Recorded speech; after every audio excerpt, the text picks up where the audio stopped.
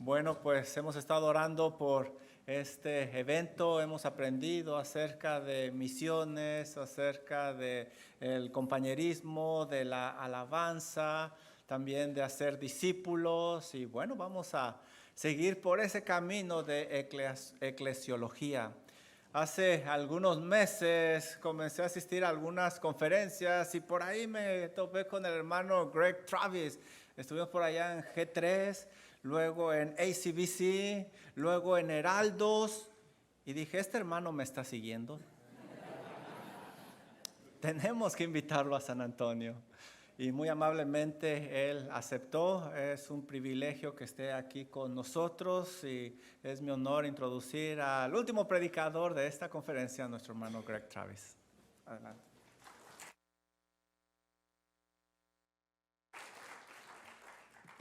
Un gozo estar con ustedes nuevamente y me tocó la sesión más difícil después del almuerzo, así que el Señor nos ayude a todos. Yo siempre recuerdo a mi congregación que durante la predicación hay un trabajo que ocurre de ambos lados. Yo tengo el trabajo de predicar, pero ustedes tienen el trabajo de escuchar. Y escuchar es un esfuerzo, requiere concentración, requiere que el Señor nos ayude a poder oír con fe. Es más, la fe viene justamente por el oír, pero nosotros necesitamos prestar atención a lo que Dios quiere decirnos por medio de su palabra. Les invito a abrir sus Biblias al libro de Gálatas, capítulo 4, versículo 19.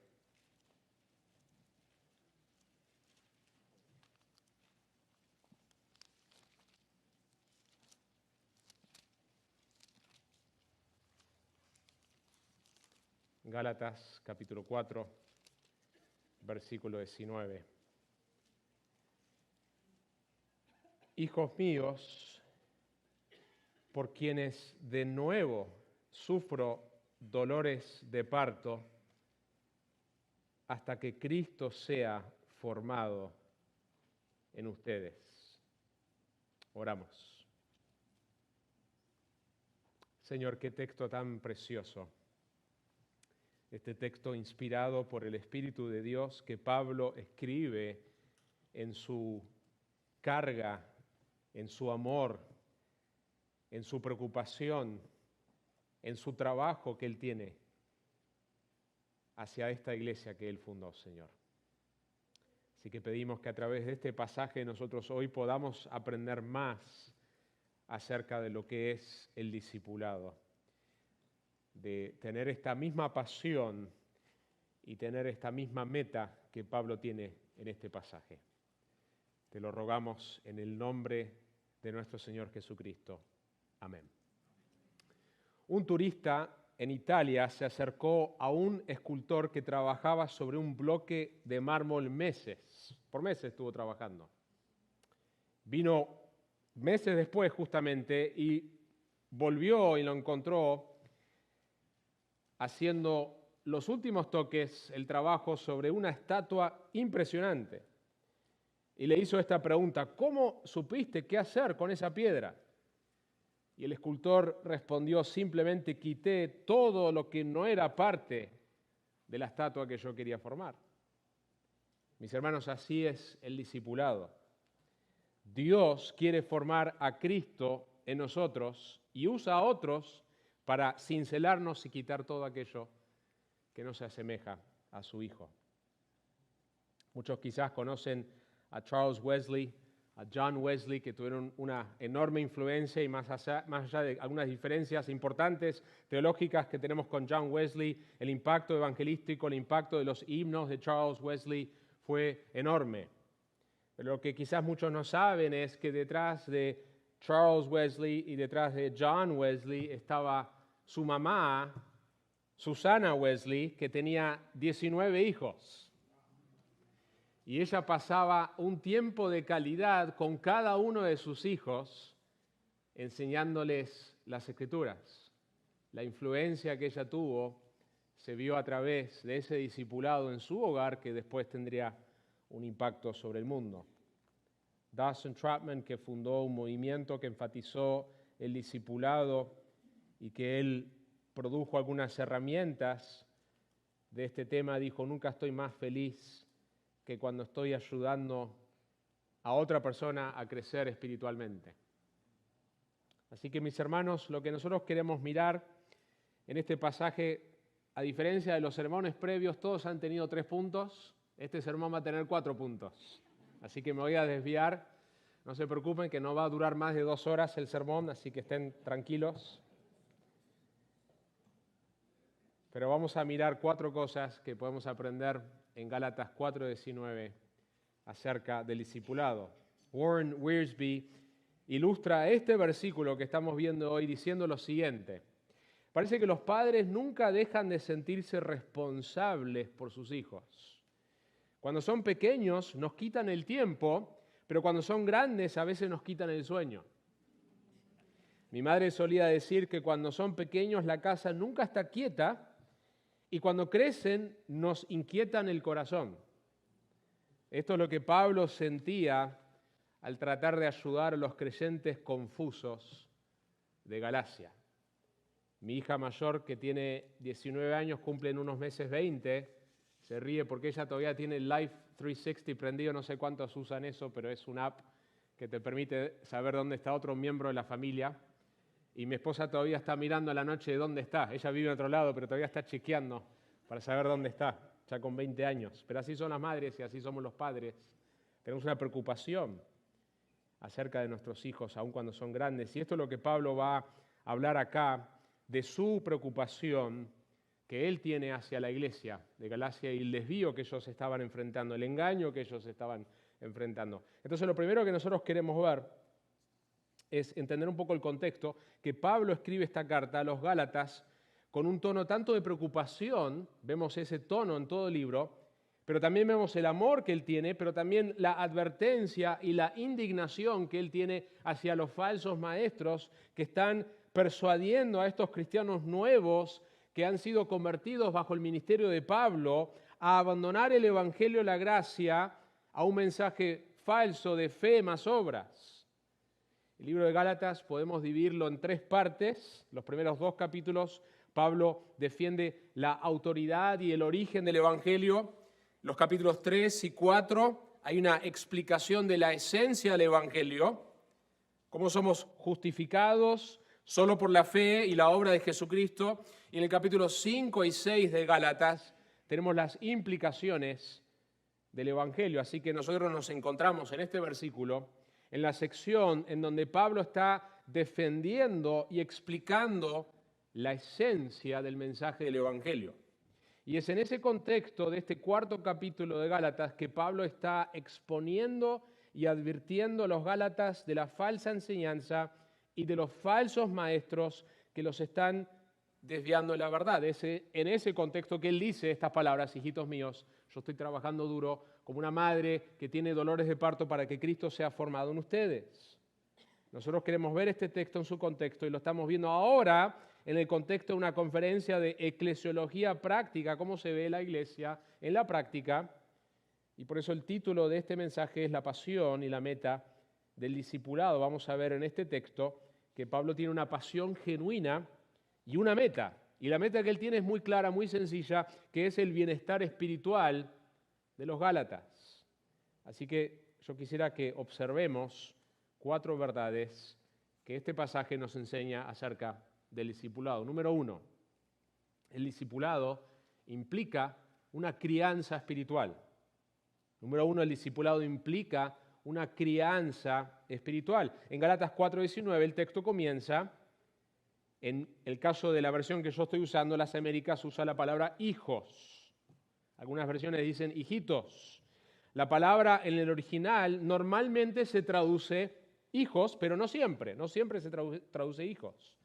Hay veces que simplemente en el contexto es una palabra que expresa cariño y no hace referencia a un hijo físico o espiritual.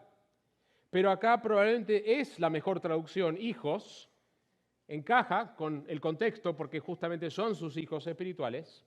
Y quisiera que hagamos algunas observaciones de esa primera palabra que aparece acá. Primeramente, Pablo usa esta palabra en otros lugares para hablar de sus verdaderos hijos en la fe. Timoteo y Tito. Y en ambos casos Pablo usa esta palabra y el concepto para describir la relación instrumental y esencial que él tuvo en el desarrollo de la madurez de estos hombres. Está debatido en el caso de Timoteo si Pablo fue quien lo guió a Cristo o no, o si Pablo ya lo recibe como un cristiano a quien él va a formar en el discipulado. Sabemos por 2 Timoteo 3 que Timoteo tuvo la influencia de las Escrituras desde su juventud a través de su abuela y de su madre. Pero independientemente de cuándo Timoteo se haya convertido o quién Dios usó para salvarlo, por medio de qué persona, lo que es claro es que Pablo usa este término acá para describir, acá en Gálatas, la responsabilidad, el cuidado, la intimidad y la influencia esencial que él tenía sobre esta iglesia, pero también en la vida de Timoteo cuando lo describe de esa manera. Por ejemplo, cuando Pablo habla de este término de hijos espirituales y lo aplica a Timoteo, podemos aprender algunas cosas en cuanto a qué piensa Pablo de que es un hijo espiritual. 1 Corintios 4, 16, sabemos que cuando Pablo está pensando en un hijo espiritual, está pensando en una tarea de reproducción. Porque en 1 Corintios 4, 16, él dice, por tanto, os exhorto, sed imitadores míos. El discipulado que él tiene en mente cuando está pensando en Timoteo es lo que él tiene en mente cuando habla en 1 Corintios de una imitación. Y es lo que él también tiene en mente con la iglesia en Galacia. En 1 Corintios 16, 10 nos dice, si llega Timoteo, mirad que esté con vosotros con tranquilidad porque él hace la obra del Señor así como yo. Él dice, Timoteo sigue en el camino que yo he caminado porque yo reproduje mi vida en su vida. Y para darles un ejemplo más, Filipenses 2:22, Pablo dice de Timoteo, pero ya conocéis los méritos de él que como hijo a padre ha servido conmigo en el Evangelio. Mis hermanos, simplemente quiero mostrarles que este término que Pablo usa acá, hijos, la primera palabra en Gálatas 4:19, también la ha usado hablando de Timoteo y de Tito, y cuando lo habla, él tiene algo en mente específicamente. Tiene esta idea de una reproducción espiritual. En el caso del texto que estamos viendo hoy, sabemos que Pablo fue quien trajo el Evangelio a los Gálatas y que ellos se convirtieron a través de la predicación de Pablo. Por eso Pablo dice, nuevamente sufro dolores de parto. Yo ya pasé por el dolor de parto porque yo fui quien los traje al Evangelio y él está sufriendo nuevamente por ellos. Eran sus hijos desde la conversión. Pablo ya tuvo esos dolores con ellos. La segunda cosa que podemos entender con esta primera palabra que aparece en el versículo es que Dios ha diseñado que el crecimiento de otros cristianos, que nuestro crecimiento ocurra a través de su palabra. Nosotros creemos, el pastor Juan cree en la importancia del crecimiento a través de la palabra, si no, no hubiera invitado oradores que están comprometidos con predicar la palabra. Pero es a través de la palabra tanto predicada como modelada. Y eso es lo que vemos en las Escrituras. Es ambas cosas. Es tanto la palabra de Dios predicada como modelada. Así como en un hogar nosotros como padres debemos estar continuamente enseñando las Escrituras a nuestros hijos, como la palabra nos manda, también enseñamos a través de modelar durante nuestro diario vivir. Y ahí está el desafío, ¿no es cierto? Nosotros podemos enseñar algo y escondernos detrás de un púlpito y no vivir lo que nosotros estamos enseñando. El desafío es que somos llamados a hacer ambas cosas. El púlpito es el timón, es la dirección para que los pastores prediquen la autoridad divina que está en la palabra de Dios, pero debe ser predicada por hombres imperfectos que han sido salvos por gracia, llamados por gracia, pero que estamos viviendo nosotros también bajo esa autoridad y estamos buscando ser modelos para el rebaño.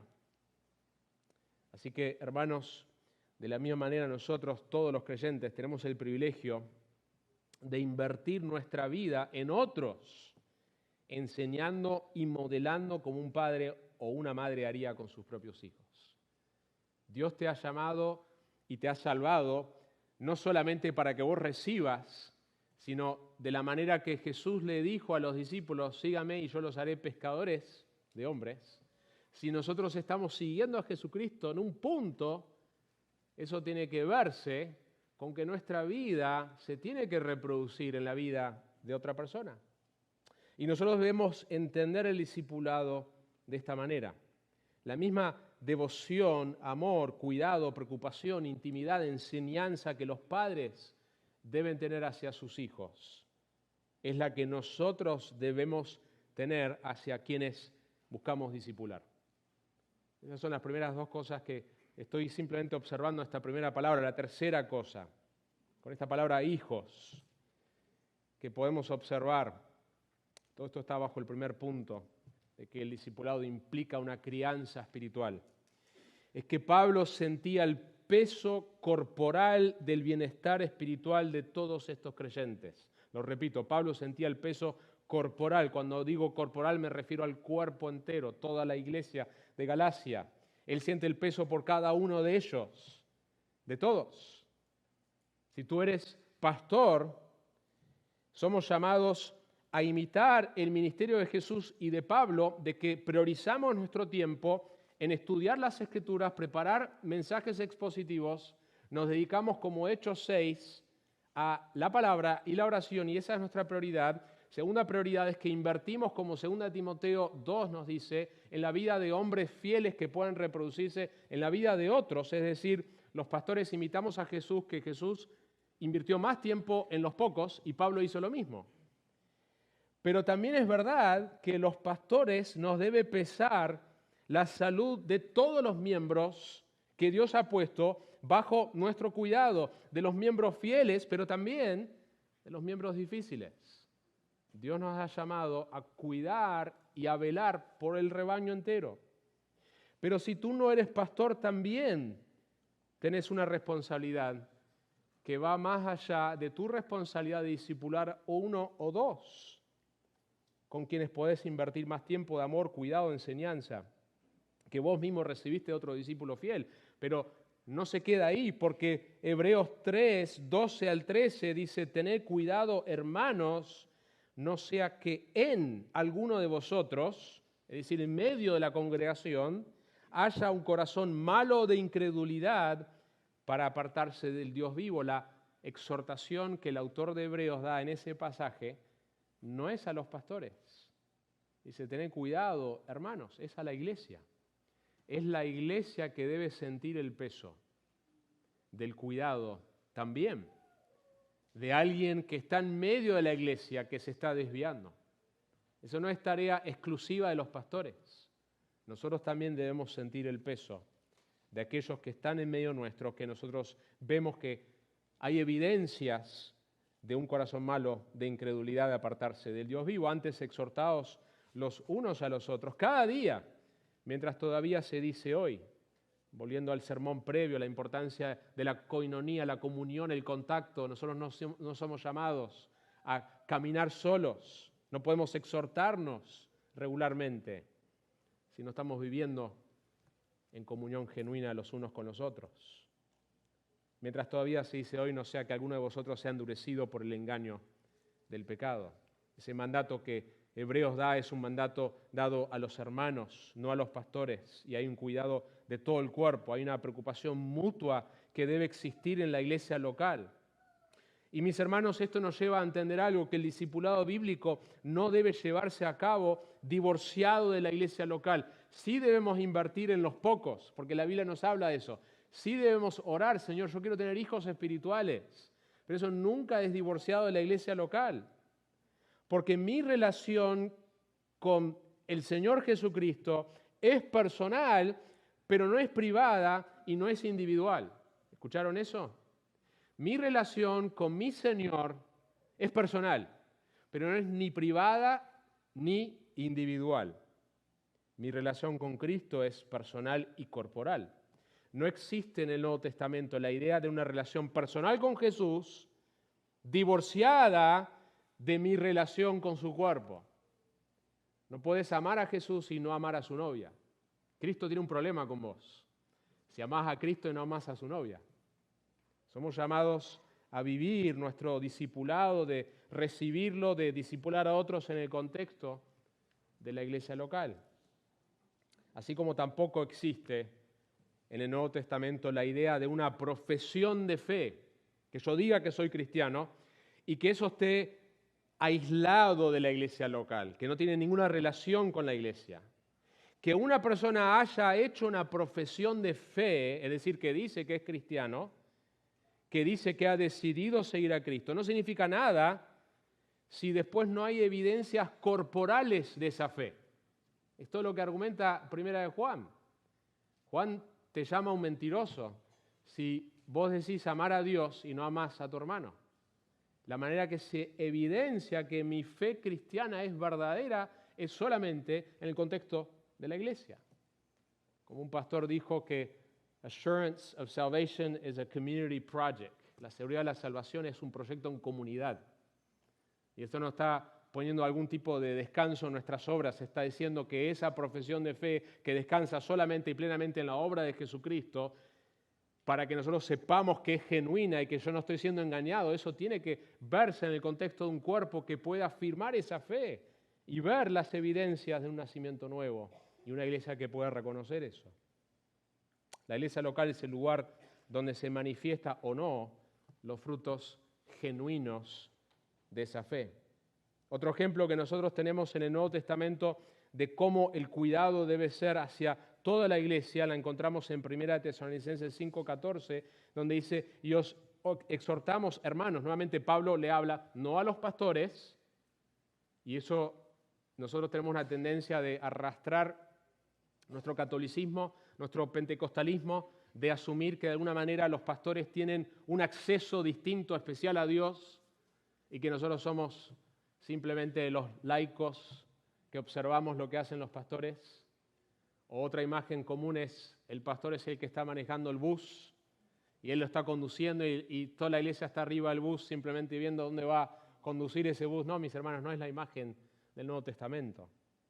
Este mandato que Pablo da en 1 Tesalonicenses 5:14 se lo da a todos los hermanos, toda la iglesia, y dice que amonestéis a los indisciplinados, animéis a los desalentados, sostengáis a los débiles. Noten que hay y seáis pacientes con todos. Noten que hay un cuidado hacia todo tipo de personas. Que va a haber momentos donde tú serás la persona débil y necesitas a alguien que te aliente en tu debilidad. Y va a haber un momento donde vos vas a ser la persona que va a amonestar a la persona indisciplinada. Eso implica madurez, implica tener una relación con esa persona, implica una comunión genuina. El mandato es a todos los creyentes, y esos creyentes tenían en su congregación hermanos. Algunos eran indisciplinados, otros estaban desalentados, otros eran débiles. Pero, ¿qué tiene que ver todo esto con el texto que estamos viendo hoy? Bueno, dijimos que nuestro primer punto es que el discipulado implica una crianza espiritual y que esa crianza está descrita con la palabra hijos. Pablo siente el peso corporal de los creyentes como un padre siente hacia lo mismo que un padre siente hacia sus hijos. La Escritura enfatiza este término por el hecho de que Dios nos madura por su palabra predicada y modelada, y también vemos que Pablo le preocupa la salud entera de las iglesias de Galacia. Nuestra conversión y nuestro crecimiento no puede ser separado de la iglesia local. Lo segundo que nosotros queremos ver en este pasaje, entonces, no solamente que el discipulado implica una crianza que ocurre en ese contexto, sino que número 2, el discipulado implica una mayordomía. Una mayordomía. Un mayordomo es alguien que tiene una responsabilidad de cuidar algo que no es de él o que no es de ella, pero tiene la responsabilidad de aquella cosa o aquella persona. El discipulado, hermanos, implica una mayordomía personal. La segunda palabra que vemos en el pasaje es la palabra míos. Cuando interpretamos la Biblia debemos interpretar a la luz del contexto inmediato, a la luz del contexto del libro y a la luz del contexto de toda la Biblia. Así que para que tengamos claridad en lo que Pablo no está diciendo a la luz del resto del Nuevo Testamento, quisiera empezar diciendo lo que esto no significa. Lo que no significa cuando Pablo dice, hijos míos, ¿qué es lo que no estamos diciendo? Lo primero es que las ovejas no son nuestras, sino que son del Señor. Él las compró, son suyas. Cuidado, mi hermano, mi hermana, con una actitud posesiva, pecaminosa. Cuidado, pastor, con una actitud posesiva, pecaminosa de aquellos a quienes servimos en el discipulado. Pablo no está hablando en esos términos cuando dice míos. Cuando nosotros nos involucramos en discipular a otras personas, nosotros no estamos buscando que ellos nos admiren a nosotros, sino que admiren a Cristo. Como Juan el Bautista, yo debo menguar y Cristo debe crecer. La otra cosa que no estamos diciendo, que en el discipulado nosotros no queremos que las personas sean exactamente como nosotros. Qué terrible sería eso, ¿no? Es inevitable que así como en la crianza de nuestros hijos quienes nos imitan, copien tanto nuestras virtudes como nuestros defectos.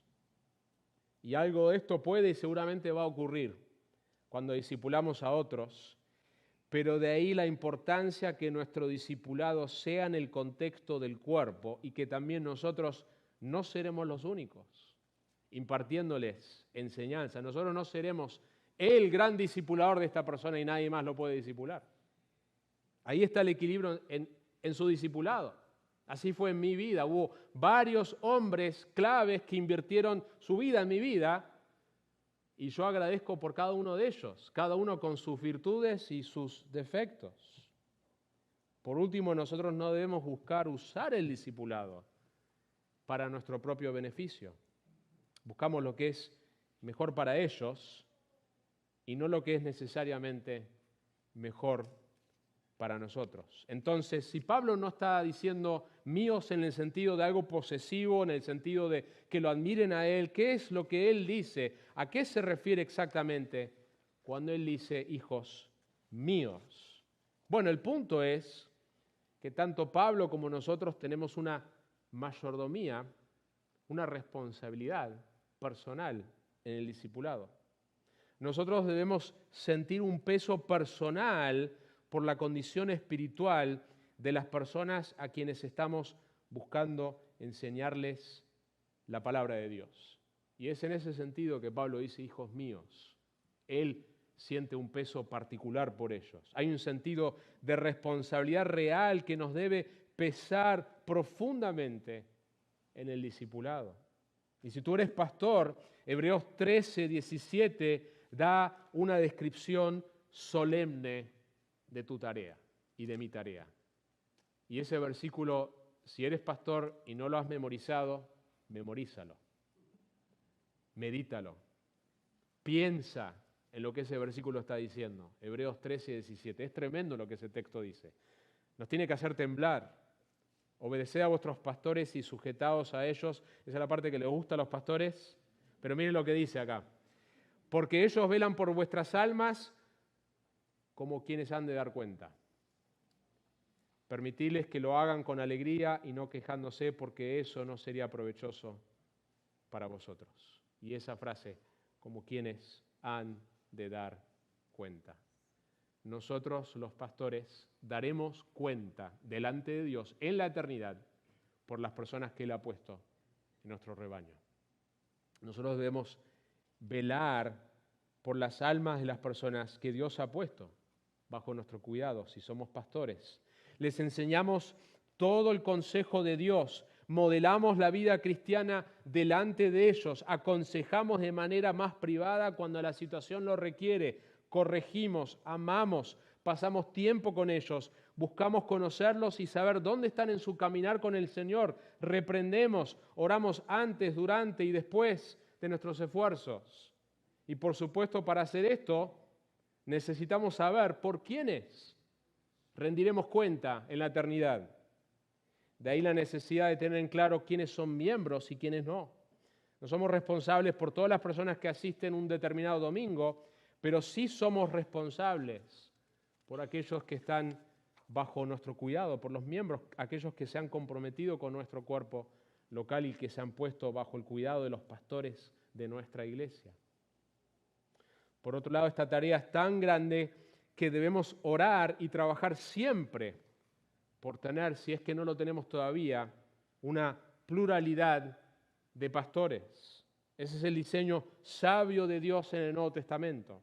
El trabajo de cuidar almas es no solamente para los pastores, sino para los miembros del cuerpo. También tenemos esa tarea. Si tú eres un miembro de una iglesia local, que también debe hacer su parte en discipular a otros. Ese es el privilegio y la responsabilidad de todo creyente. En un punto en tu vida cristiana, tu responsabilidad es reproducir tu vida en la vida de otro. Y no serás la única persona que Dios usará, Dios mediante, en la vida de esa persona, pero vos podés tener una influencia clave en la vida de 1, 2, 3 individuos. Así que quisiera hacerte unas preguntas de aplicación. Pastor, ¿ves tu responsabilidad que tienes hacia todo el cuerpo, hacia quienes se han puesto bajo tu cuidado? ¿Entiendes la solemnidad de ese mandato? ¿Estás, pastor, discipulando a otros de cerca, de tal manera que podés hacer lo que Pablo dice en 2 Timoteo? ¿Estás enseñando a hombres fieles que puedan también enseñar a otros? A veces los pastores estamos viviendo como bomberos, apagando fuegos. Y el consejo que yo doy es, tenés que formar más bomberos. Así no sos el único bombero tratando de apagar fuegos. Y eso implica, porque hay momentos que el pastor tiene que apagar fuegos, hay situaciones preocupantes en la vida de un miembro que implica un esfuerzo, pero si siempre estamos haciendo eso y no estamos formando futuros líderes, no vamos a seguir el camino sabio, estratégico que el Nuevo Testamento nos da de cómo hemos de liderar la iglesia. Así que estás discipulando a otros de cerca que pueden aliviar tu carga. Dios no ha diseñado que nosotros seamos un solo pastor. Y claro, hay requisitos, no debemos apurar el proceso. La Biblia habla de no imponer las manos con ligereza sobre nadie, pero debemos discipular hombres para que dentro de esos hombres surjan algunos que serán pastores, que van a compartir la carga. Otros no serán pastores y compartirán la carga en otro sentido. ¿Estás orando, pastor, y trabajando en pos de tener más pastores en tu iglesia para ayudarte con la enorme tarea que Dios te ha encomendado? Porque es una tarea enorme, aun si tienes 15 personas en tu iglesia, esa tarea es enorme, el cuidado espiritual de esas 15 personas. Cristiano, ¿ves tu responsabilidad de ser discipulado y discipular a otros en el contexto de la iglesia local? ¿Tú ves que tú tienes una responsabilidad de que deberías estar discipulando a otro, y si no estás en esa etapa todavía deberías estar siendo discipulado por alguien? ¿A quién estás discipulando? ¿Buscas aprender de cerca de personas que están unos pasos más adelante en su crecimiento espiritual? El formato puede ser tan simple como vamos a juntarnos y vamos a leer este libro, específicamente sobre las disciplinas espirituales de Donald Whitney. Vamos a leer este libro de Mark Dever de discipular para entender lo que es el discipulado. O vamos a leer juntos el Evangelio de Juan y hablar de lo que estamos aprendiendo, y vamos a leer este libro de hermenéutica, vamos a mirar este video sano en casa y después a hablarlo juntos, o vamos a tener estas preguntas de rendimiento de cuentas. Hay muchas cosas que podemos hacer. El objetivo es juntarse para animar a la otra persona en su crecimiento espiritual. El discipulado, mis queridos hermanos, lleva, de hecho, cuando vemos en las Escrituras, lleva un esfuerzo enorme, y por eso muchos no lo hacen. Y esto me lleva a mi tercer punto. Número 3, el discipulado implica un gran esfuerzo. Implica un gran esfuerzo. Dijimos que el título de este mensaje es La pasión y la meta del discipulado. Debemos tener una pasión para el discipulado, y eso implica, número 1, una crianza espiritual. No es simplemente un programa o un material. Número 2, implica una mayordomía personal. Es algo que hacemos propio. Y número 3, lo que queremos ver ahora, es que implica un gran esfuerzo. No es algo pasivo, no es algo que viene automático. Me acuerdo una vez con mi esposa charlábamos con alguien en nuestra iglesia en Argentina sobre la crianza, Y ella dijo, no, los hijos se crían solos. Y yo pensé, wow, eso es tan contrario a lo que la Escritura nos enseña. Sí pueden crecer físicamente solos si uno les da de comer. Pero eso no es lo que la Biblia nos enseña. Todo lo contrario. Hay un enorme esfuerzo si queremos criar a nuestros hijos conforme a la palabra de Dios. Hay una batalla por sus corazones. Hay una batalla por el Evangelio. Hay una batalla de pelear en contra de las corrientes de nuestra cultura de una manera muy particular en estos tiempos, con el mundo digital que nosotros vivimos. Y así como la crianza en nuestro hogar requiere un esfuerzo enorme, también lo requiere el discipulado. No es algo pasivo, no es algo que viene automático. Sin duda que Dios es el que produce el crecimiento. Nosotros no podemos producir el crecimiento en nadie. Dios es el único que puede cambiar a otros. Es el único que puede hacer la cirugía de corazón y producir un verdadero cambio. Pero Dios lo hace a través de los medios que Él mismo ha designado. Y nosotros que nos jactamos en las doctrinas de la Reforma, nosotros que nos jactamos en el calvinismo, muchas veces somos inconsistentes. Porque Pablo creía en la necesidad del esfuerzo, creía en la necesidad de entregar su vida entera, de que esto no iba a pasar así nomás. Pablo, que en Romanos 9 argumenta acerca de la soberanía de Dios y que Dios tiene misericordia del que quiere tener misericordia, endurece al que va a endurecer. Dios es soberano. ¿Quién eres tú, hombre, para argumentar en contra de eso? Él va a pegarle bien duro en el tema de la soberanía de Dios en el capítulo 9, pero cuando llega al 10 dice, ¿cómo van a escuchar si no hay alguien que les predique? Pablo ve la necesidad de las misiones, ve la necesidad de que sean enviados y ve la necesidad de la predicación. Porque así como Dios ha determinado el fin, también ha determinado los medios que Él ha decidido usar para salvar y para santificar y para madurar. Y uno de esos medios de madurar es el discipulado. Miremos nuevamente nuestro texto de hoy, de Gálatas 4:19. Hijos míos, por quienes de nuevo sufro dolores de parto, hasta que Cristo sea formado en vosotros. Pablo describe una imagen que implica dolor, esfuerzo. De hecho, con una madre entra en esta etapa, hablamos del trabajo de parto. Las palabras dolores de parto que aparecen en nuestra versión en español traduce una sola palabra griega. ¿Y saben cómo traduce un diccionario griego esta palabra en el original? Y las mujeres que han tenido bebés de esta manera van a apreciar esto. Tener dolores de parto, que está traducido así, un diccionario griego lo traduce sufrir terriblemente.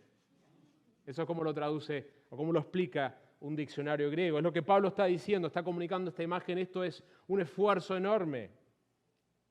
En el caso del contexto en Gálatas, Pablo está sufriendo terriblemente por ellos debido a que están siendo engañados y desviados del Evangelio por falsos maestros.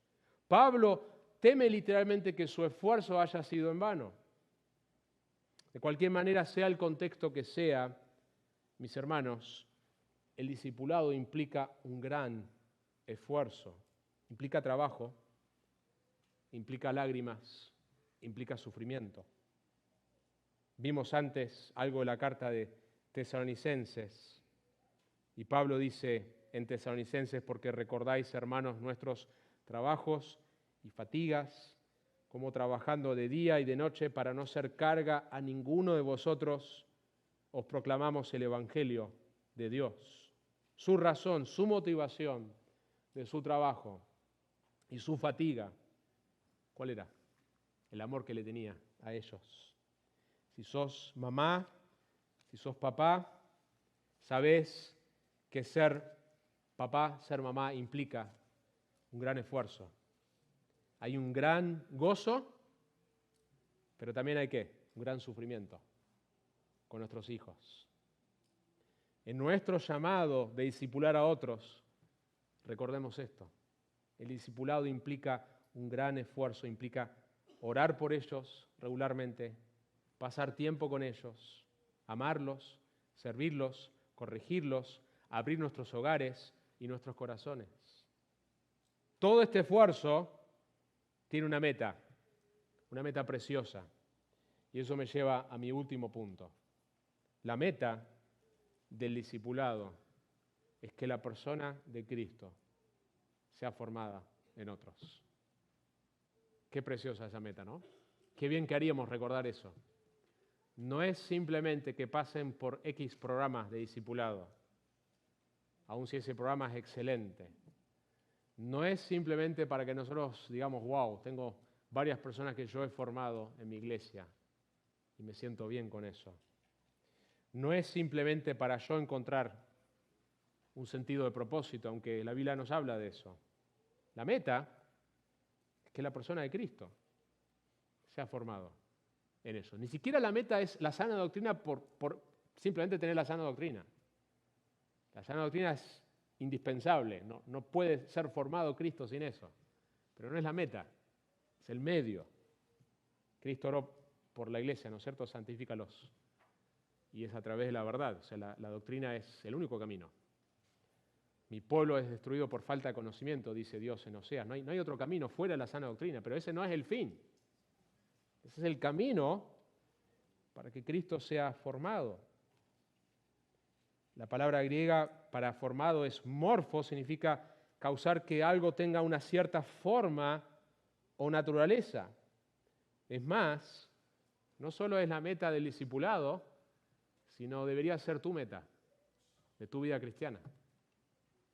No hay meta más importante en tu vida que buscar que el carácter de Cristo se vea cada vez más en tu vida.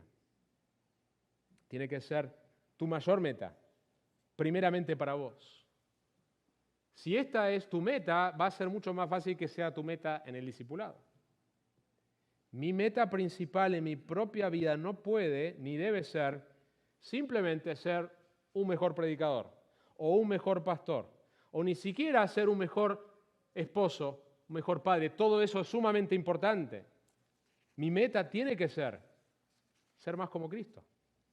La meta suprema de la vida de todo cristiano es ser más como Cristo. Así de simple. Es que la vida de Cristo sea reproducida en su propia vida por el poder del Espíritu Santo. Yo he repetido muchas veces, Pedro lo sabe, en nuestra iglesia, una definición preciosa de la vida cristiana, simple pero profunda y preciosa. La vida cristiana esta viene sin costo, esta definición, viene gratis. Es preciosa. La vida del cristiano es la vida de Cristo reproducida en la vida del creyente por el poder del Espíritu Santo. La vida cristiana es la vida de Cristo reproducida en la vida del creyente por el poder del Espíritu Santo. Esa es la vida cristiana.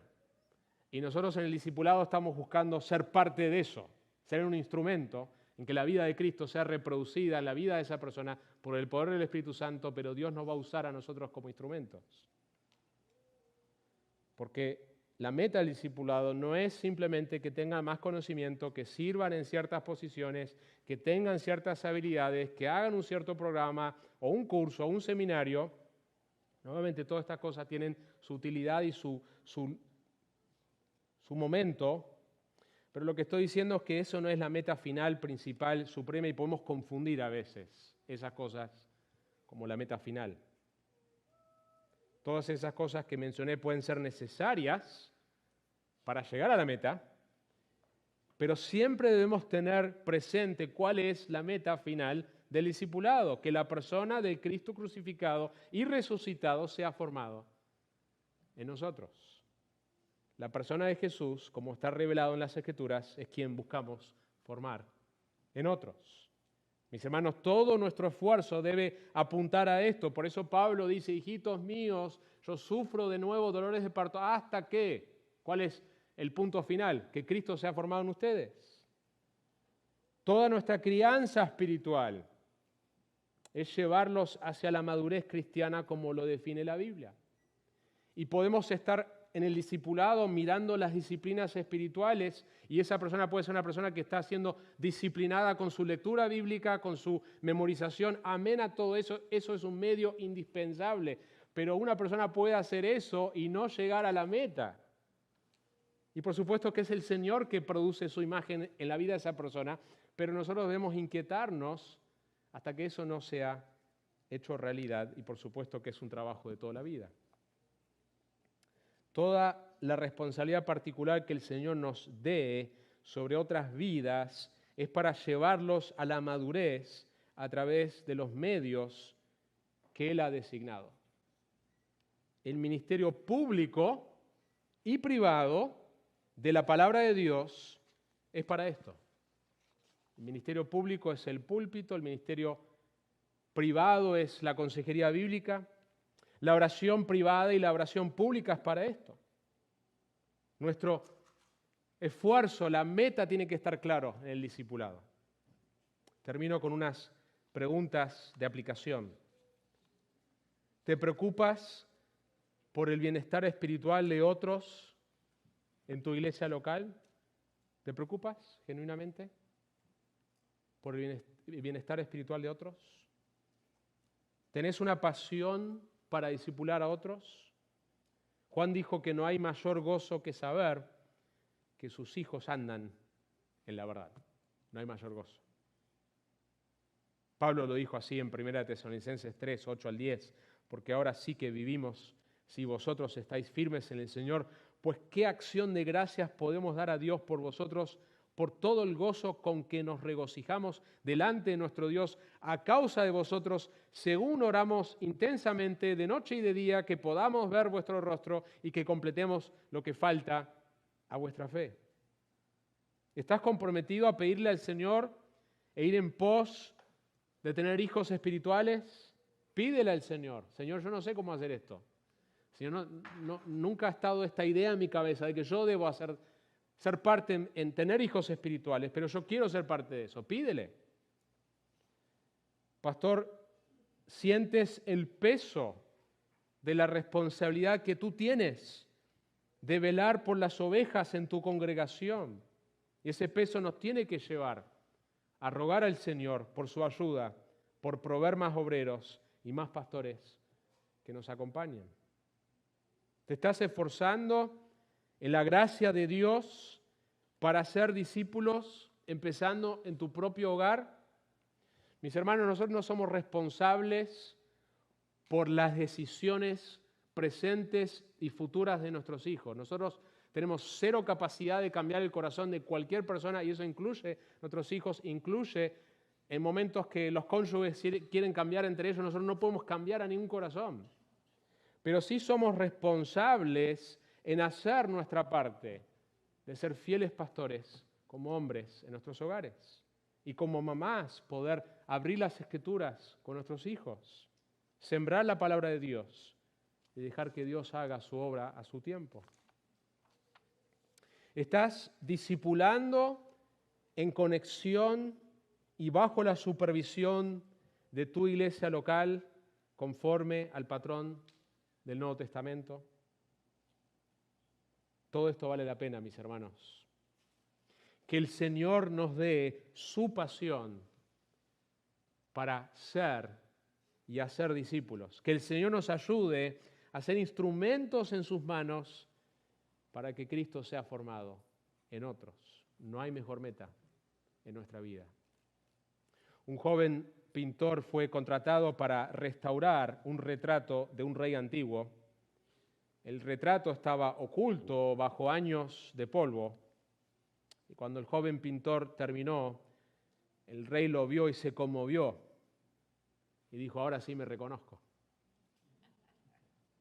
Y esta es la meta, mis hermanos, que la imagen de Jesucristo se vea en quienes decimos ser cristianos. Y Dios usa su palabra para producir esa imagen, pero la usa también a través de personas que invierten la palabra de Dios y sus vidas en la vida de otra persona hasta que Cristo sea formado en ellos. Oramos. Señor, te damos gracias por este texto maravilloso queremos pedirte que nos ayudes. Yo no conozco la situación de cada persona que está en este cuarto, pero tú sí la conoces. Y quizás hay personas que nunca han visto lo que tu palabra nos enseña acerca del discipulado. Así que yo ruego que esta semilla que ha sido plantada, Señor, en las mentes, en los corazones de cada persona dé fruto para tu gloria, Señor. Yo ruego por los pastores que puedan ver este cargo solemne, pero que ese cargo solemne de velar por las almas, por quienes rendirán cuentas, no los lleve al desánimo, sino a una dependencia de ti, Señor, pero no solamente de ti, Señor, sino como alguien bien dijo, los pastores necesitamos a otros pastores en nuestra vida, y cuando no tenemos otros pastores en nuestra propia iglesia local, podemos aprovechar y depender y buscar amistades con otros pastores de otras iglesias sanas, y para eso también se trata esta conferencia. Así que ruego que eso pueda ocurrir, Señor, por medio del tiempo que han tenido en esta conferencia, que los contactos continúen, Señor, y que puedan animarse en este trabajo tan precioso y tan arduo que tenemos. Y por personas que ya están discipulando, Señor, que puedan, a través de lo que han escuchado hoy, Señor, recordar la meta. La meta es ver a Cristo formado en otros. Ayúdanos a todos a ir en pos de esta meta suprema, Señor. Te lo rogamos en el nombre de Jesús. Amén. Hemos escuchado la palabra, verdades de la palabra de Dios. Ahora nos toca aplicarlas, construir nuestras vidas en ellas, para ser más como Cristo, todo para su honra y su gloria. Alabemos juntos al Señor.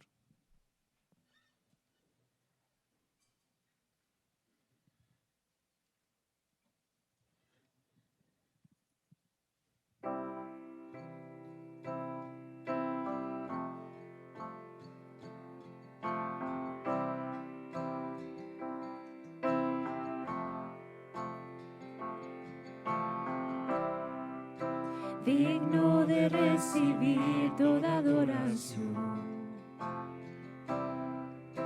digno de recibir hoy esta canción,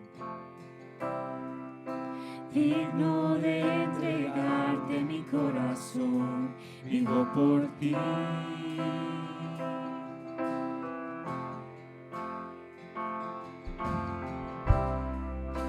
Cristo Jesús, no hay otro nombre igual.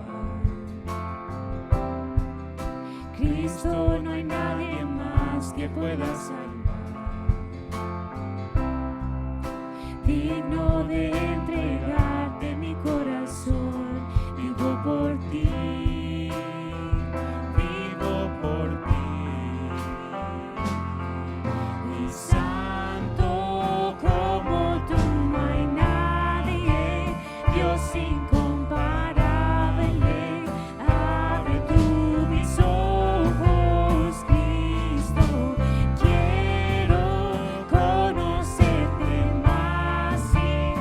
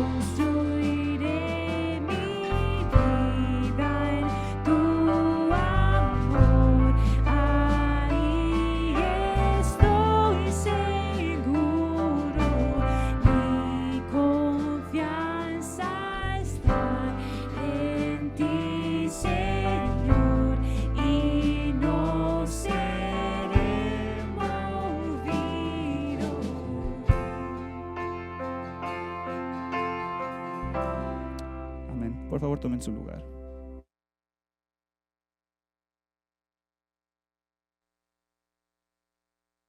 Para que si tardo sepas cómo debes conducirte en la casa de Dios, templo del Dios viviente, columna y baluarte en la casa de Dios, templo del Dios viviente, columna y baluarte de la verdad.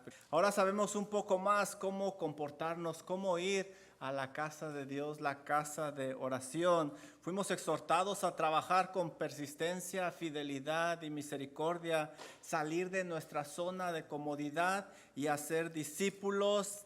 Fuimos exhortados a alabar a Dios verdaderamente, también a contribuir y fomentar a la comunión en nuestra iglesia local y también tener pasión para que otras personas reflejen a Cristo Jesús por el poder del Espíritu Santo. Mis amados hermanos, viene lo bueno. Tenemos dos opciones: hacer lo que hemos recibido de la palabra de Dios o ignorarlo. Ahora está en sus manos. Es nuestra oración que hayan sido bendecidos, nuestro agradecimiento al pastor Greg Travis, a nuestro hermano Eduardo, y por favor sigan orando por nosotros. Es nuestro deseo que más y más personas sean animadas a formar a Cristo Jesús en sus iglesias con sus miembros. Vayan a sus iglesias y sorprendan a su pastor. Si le da un ataque al corazón, bueno, pues allá, ¿verdad? Dígale: hermano pastor, ¿qué puedo hacer por la causa de Cristo? Aquí estoy, aquí estoy. Oremos. Amado Dios, qué privilegio, Padre Celestial. Orábamos, Señor, por esta conferencia y ciertamente usted nos ha hablado, usted nos ha retado. Señor, ayúdenos a ser como Cristo Jesús, como cantábamos, Señor, que ahí esté nuestra vida. Oro por cada uno de mis hermanos que estuvieron aquí, por sus iglesias, Señor, por sus pastores. Bendígales, por favor, porque todos queremos honrar y glorificar al Rey de Reyes, Señor de Señores, Cristo Jesús. A Él sea la honra, la gloria por los siglos de los siglos. Amén. Que el Señor les bendiga a cada uno de ustedes. Gracias por haber estado con nosotros.